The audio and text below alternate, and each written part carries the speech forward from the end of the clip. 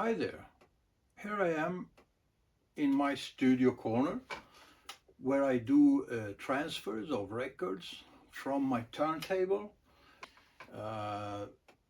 and today I will do an unboxing video of a cartridge, and it's this cartridge. It's the Miyajima Infinity 0.7 mil. I will talk a little bit about it, why I think I need another cartridge. I've got plenty of cartridges already, and how can I justify, or how can one justify the expenses to buy another one? And we'll take a look at what is also the information on rear side of some of the records, and that will give a sort of a guidance for what we need. So okay, let's start.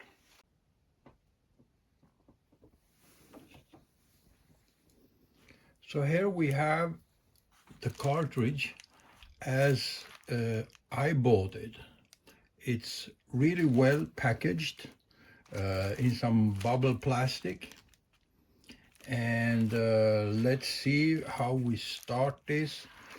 I mean, the unboxing can be done only once, so I have to be careful.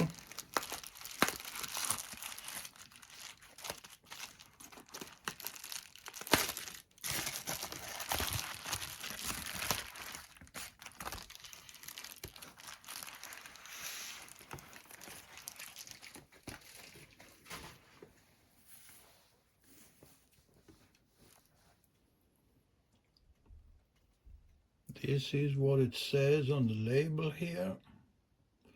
Infinity Mono 0.7. There is some papers here, documentation from the manufacturer.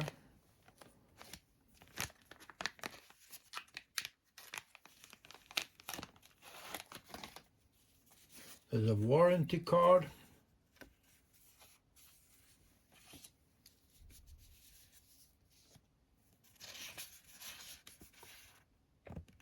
Some information.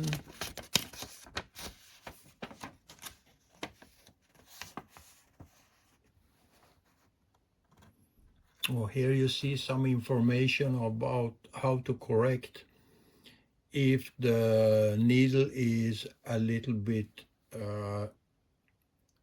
shifted to one side.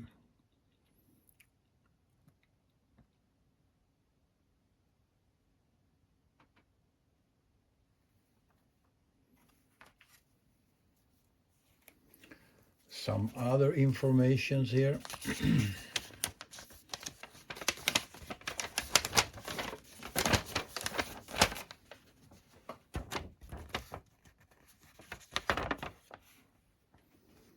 Oh, there are some specification here. That's good to know. The the weight of the cartridge, it's quite heavy.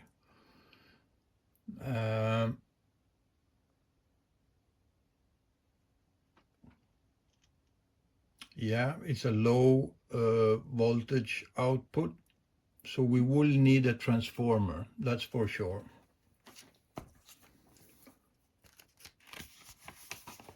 And this is quite interesting as well, that the type of head shell we need to use. Well, here's more information.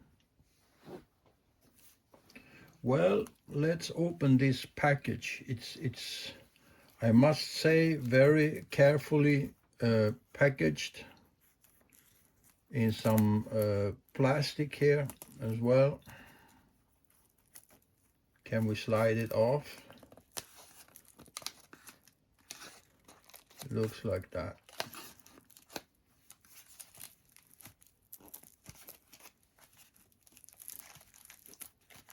maybe one just should cut this up.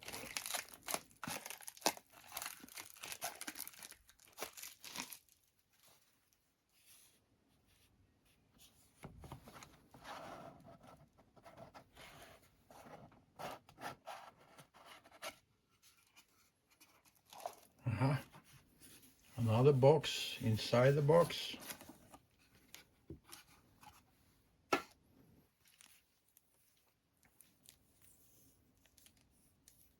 Another plastic wrapping.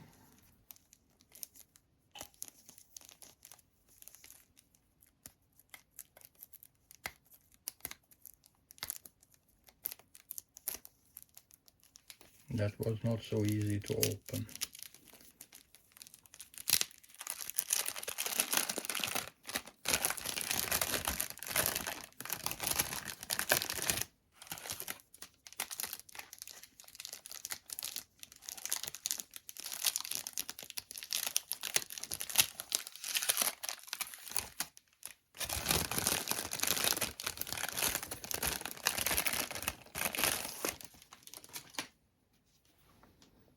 Let's put it down. It says Miyajima Laboratory. Here we have it.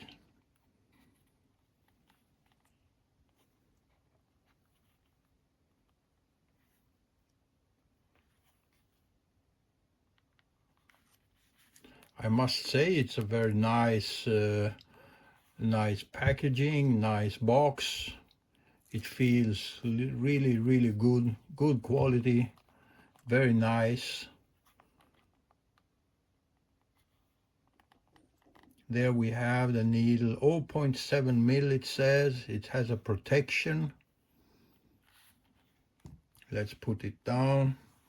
Here we have some things, yes, some tools,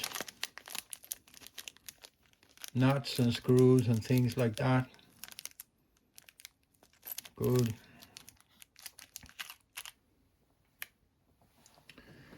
And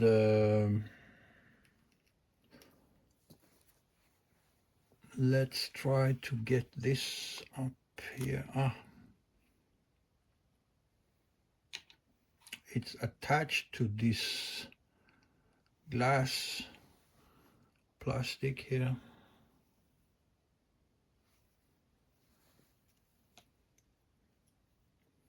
Here's the number of it, serial number. Here we have the cantilever, and it looks really, really nice. Can you see it?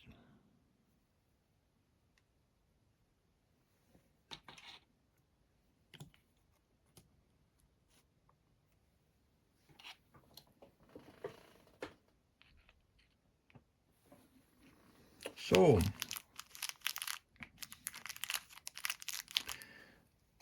usually I would try to use some of these head shells. These are the SME, and since I have two turntables with SME arms. I have more than that, but these cannot be used because as you can see in the drawing here, it needs to have an open head shell. This one is some limited space between here, and the cartridge is too wide. It's too wide to fit there. I can see it directly. It wouldn't fit down here. So this open type, this type of head shell cannot be used. I will be forced to use one of these. This is the open type, and here it will fit, no doubt.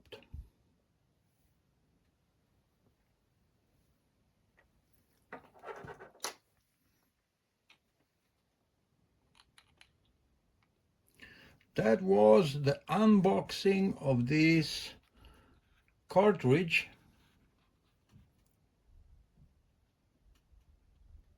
Quite large piece, quite heavy. My expectations here are really high. I will of course make some videos, transfer of mono records playing this cartridge, and you will hear what it will sound like. So why is this different than others I have? Well, it's a 0.7 mil. There is one that is 1 mil, but that I already have some cartridges that are 1 mil. And over here I would like to show you some of the ones I use already. These are the orthophone, called orthophone C, type C. They are not SPUs. These are the one we called SPU, and that is one as the one I use in my everyday playing and transfer. It's this cartridge. This would deserve some more attention. It's called C65, and it's a moving coil, of course, and it's orthophone, and it's 65 mu or 65 micron.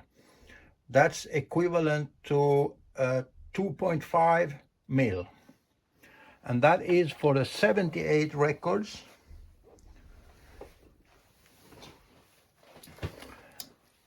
I have as well 2 of these orthophone C, and these are 90 micron.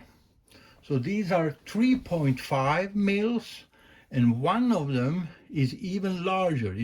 We call it, it's truncated, so it's 90 micron, which is about 3.5 mil, but it's even more than that, so it would be probably closer to 4 mil. So these are the one I use for 78 RPM records. And this is one, it's an orthophone, but it's even older, and it should have a plate here where it says phonofilm.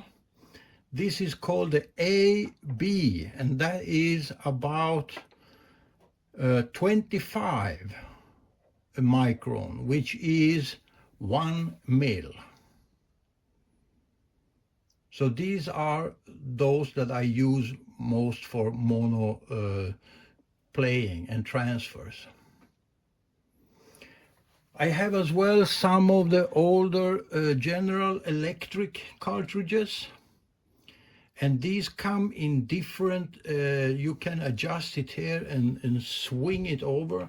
There are 2 diamonds there, and one is, I think, a 2.5 mil, and the other is a 3 mil, something like that.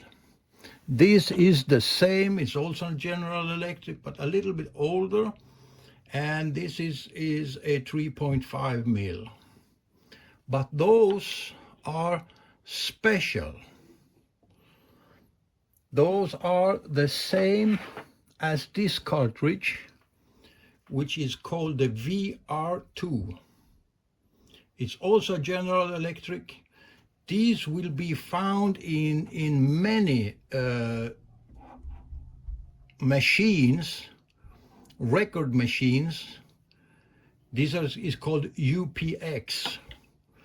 But they are VR. It means variable reluctance, which means it needs a special preamplifier.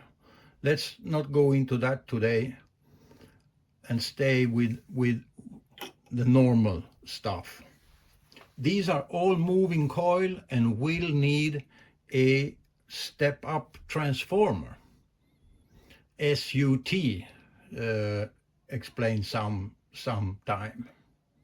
So my preamplifier does have a SUT, and they come in different shapes. I will show you 2 others.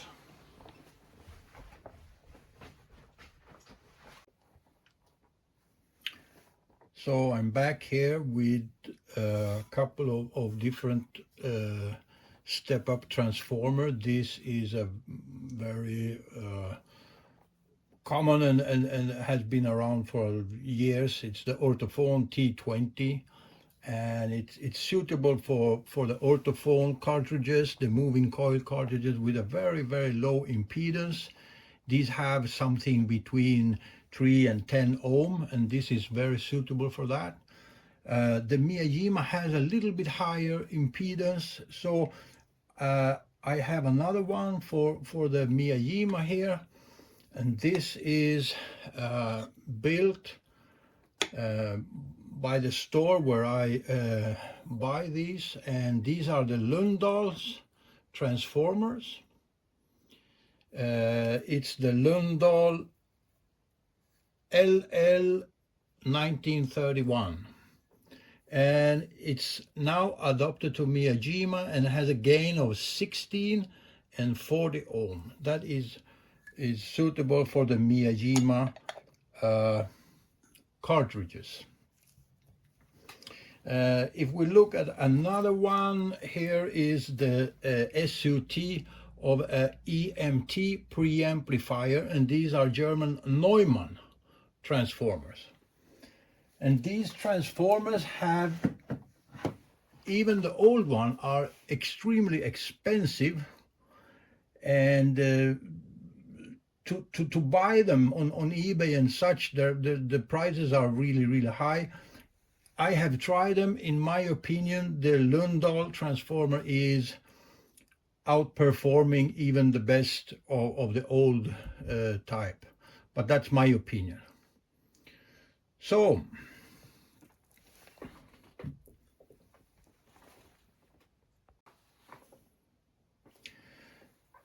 these are the moving coil pickups and cartridges. We have as well the magnetic pickups, and here we have some example of what you would find a little bit less expensive, and these are magnetic pickups. And here we have this is the Audio-Technica, this is Shure, the older orthophone series, newer orthophone series, the UM cartridges, and here are the newest model, the 2M. All of these have application for mono, 78s or even other needles. Here is one. I don't know if you can see it on the camera here. It's 78. It's quite easy. We just slide this out and put this on, and now we have a UM30 with a 78 needle. Okay, we can play 78 RPM records. Here is the needle for the Shure. Looks like that. It's okay for playing mono. With a stereo cartridge. These are all stereo cartridges, but they can play mono with a needle which is adapted for that. It will sound okay. It will. You can play the records, you will hear the music, it sounds okay, and as far as you don't compare it to these, it will be okay. But there is lot of more music and sound in the records left behind when you use this type of cartridges. That's my opinion. Okay, these are the cartridges. It will be very fun to mount these and start playing with it. I will upload some records so you can hear. Now, let's take a look at some records. So, taking a look at some older records to understand what cartridges we need, I would start in the order of age, and the oldest one, of course, are these Edison records. These are quite thick. It's not like they are 1/4 inch thick, and they look like this. And these are mono records, of course, but they are cut in a totally different way. These are not horizontal or laterally cut, but they are vertically cut, which means the needle needs to go up and down. We cannot play them with any of these cartridges. They need a very special cartridge.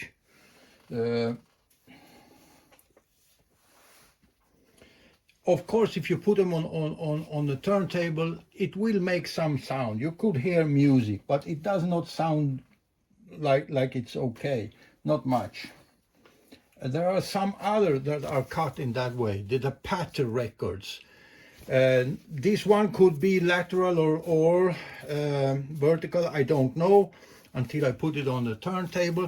Especially the pat records with the 8-sided label. Those are cut like the Edison. Need a very special cartridge, or an old hand cranked Victrola. Those have heads for playing that.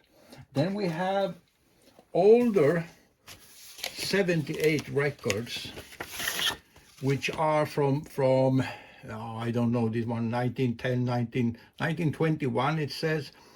These I would play with slightly larger. I would start with the 90 micron, the 4 mil, and go down and see if a 2.5 mil plays well. Then it's okay. Otherwise, I'll use the smaller one, the 65.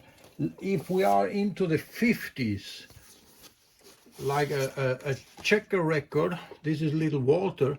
Well, here we know the 65 micron or the 2.5 mil will work fine. It's this one. It says CG65 inside there. This is the 2.5 mil, and that will work good on this record. If it is not too worn, if it is very, very worn and have been played on a hand cranker, well, it could be the case that the 2.5 mil bottoms down and reads the bottom of the groove, even with the 2.5 mil. And then I will switch to the 3.5 or the 4, depending on how worn the record is. Okay, into the 50s, and we have the LP, the long playing. It says long playing. Decca and Philips had their record called Micro Groove, and these are from the beginning of 50s. They usually have 2 songs turning 33 RPM, and they would need a cartridge with 1 mil, this one. But it could be as well played with one with 0.7. This one. I will upload and test and see which sounds the best. It depends a little bit. The 1 mil will ride higher in the groove, and it's possible that if the record is very worn, you will hear more scratches with the 1 mil compared to the 0.7. But the 0.7 can ride so deep that it goes down to the bottom. I don't think that will be the case with these records. These are later. It could look something like that. Here we have Philips Micro Groove again. These are all from the beginning of the 50s. Usually not new recordings, but older recordings from earlier, but in some cases new recordings.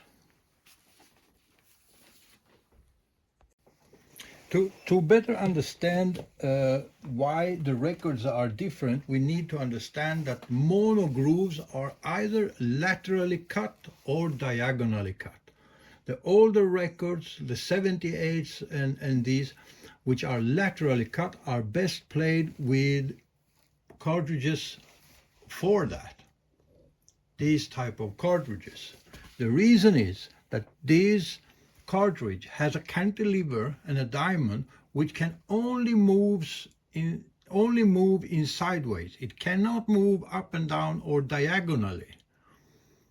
It cannot. It can only move from side to side. That is, the suspension is made in that way. It's usually an axle or something which is turning around, and it has a cantilever there, and to move it up and down or diagonally, this cantilever will need to flex. So it will not move in up and down and diagonal. And the same with these type of cartridges. They move only sideways and have a rubber support under here which prevent it from moving up and down. The needle, the cantilever, you could say, is supported by a rubber block. These cartridges, on the other hand, those are built differently. They have a cantilever which is supported in a rubber suspension, and it can move in any direction. So these will be able to move in diagonally. What does that mean? There are two types of records then, diagonally or laterally cut. In many records, like this one, this is probably recorded early, and it is a true mono, a lateral cut. It doesn't say anything about cartridges and so on. Another record, this record, it's a Duke Ellington, and it's probably an older one, and it has been a rendering in stereo. Yes, what it says, processed for stereo. And it said it may also be played on mono equipment. It's best to play it in stereo, and it may be played in mono. We don't know. Is it a lateral or diagonal? We don't know. We have to take a look, but they say it may be played on both.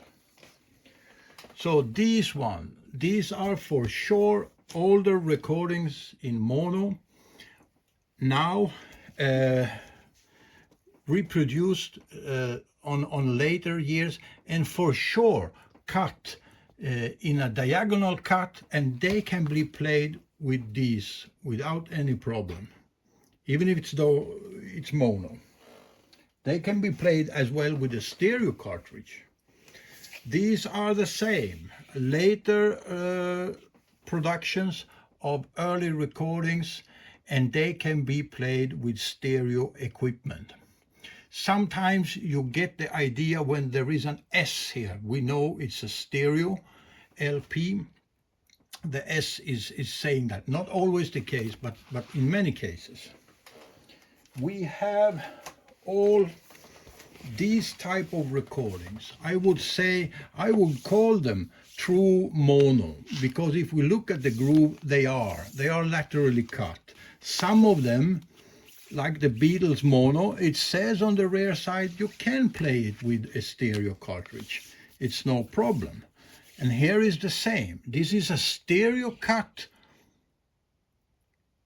diagonally cut, and it says it can be played with mono equipment, but doesn't sound too good. We have other records.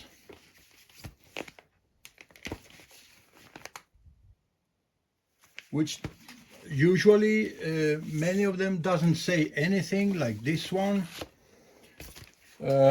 We have as well records. These are mono Beach Boys later records, and they can be played with mono or stereo. They are diagonally cut. Here is one for stereo only, and it says it cannot be played by mono equipment, because this is a newer stereo recording. Those texts, those about stereo and mono, those disappear. Later on, you don't find the text on the records. These are all true mono records. They would require a true mono cartridge to sound good. We have as well records saying, like this record. This is quite surprising. This is a 1957 recording, and surprisingly, it says it can reach 16 hertz up to 25,000 hertz. That's quite a good hi-fi for that time. And here it specifies as well the RIA crossover. RIA was standardized 1 year later in 1958. And here is the RIA roll-off that they recommend. Most new equipment does not have an adjustable RIA. It's just a RIA or something else. So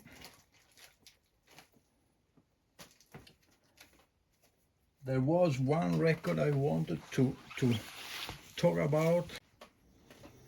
This record has an information here. It says this mono record has been produced by the most modern techniques of processing and manufacture and conforms to the highest possible standard. It will sound even better when reproduced in stereo equipment. So it is for sure a diagonally cut record, and it can be played probably by mono and stereo. Here it says it sounds even better in stereo, even though it is a mono record. And then stereo records, we assume all stereo records are the same. More or less they are, but there are exemptions, and these are the phase 4 stereo, which means it's a 4-channel stereo, and that will need a special amplifier and an extra set of speakers connected in a special way to obtain the phase 4 stereo. This was introduced and used shortly and did not really go too well, but they are there. So that's my unboxing video of the Miyajima Infinity, which I think is very nice boxing and cartridge, superior quality. I have heard it already in the shop and had the possibility to compare the sound on some records, and I was truly amazed about it. Let's see how it sounds here in my equipment. And I will do as well a transfer of a record. Maybe I will start with this Do and Eddie, Girl Girl Girls, and it has an amazing sound with the correct equipment, and I will compare. I will try to make a comparison between a true mono cartridge playing it compared to another one. So stay tuned, check out my channel for a transfer of a mono record. I will do several of them, but maybe I'll start with this one. Let's see. Thank you for watching. Bye.